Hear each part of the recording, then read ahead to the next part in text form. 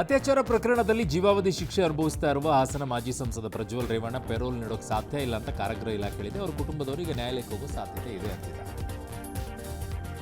ನ್ಯಾಯಾಧೀಶೆಯ car ತಡೆದು ಗಲಾಟೆ ಮಾಡಿದ ಘಟನೆ ತಡವಾಗಿ ಬೆಳಕಿಗೆ ಬಂದಿದೆ. ಜುಲೈ 19ನೇ ತಾರೀಕು ಊಟ ಮುಗಿಸಿ ನ್ಯಾಯಾಲಯಕ್ಕೆ ತೆರಳುತ್ತಾ ಇದ್ದ ಮಾಲೂರು JMFC ಕೋರ್ಟ್ ನ್ಯಾಯಾಧೀಶ ಗಾಯತ್ರಿ ಅವರ ಕಾರಿಗೆ ದ್ವಿಚಕ್ರ ವಾಹನ ಟಚ್ ಮಾಡಿಬಿಟ್ಟಿದ್ದಾನೆ. ಹೆಲ್ಮೆಟ್ ಹಾಕಿಲ್ಲ ಅಂತ ಕೇಳಿದ್ದಕ್ಕೆ ಒಂದಷ್ಟು ಗಲಾಟೆ ಎಲ್ಲ ಮಾಡಿದ್ದಾರೆ.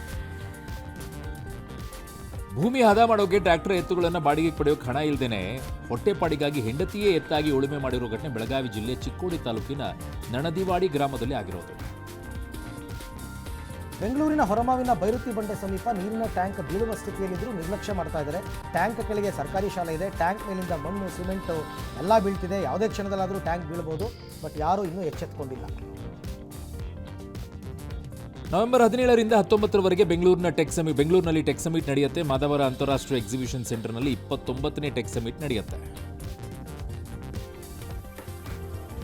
ಇನ್ನು ನಮ್ಮ ಮೆಟ್ರೋ ಪ್ರಯಾಣಿಕರಿಗೆ ಪ್ರತಿ ವರ್ಷದಂತೆ 5% ಮೆಟ್ರೋ ಟಿಕೆಟ್ ದರ ಏರಿಕೆಯ ಬಿಸಿ ಕಾದಿದೆ. ಸಮಿತಿ ಈಗಾಗಲೇ ಶಿಫಾರಸು ಮಾಡಿದೆ.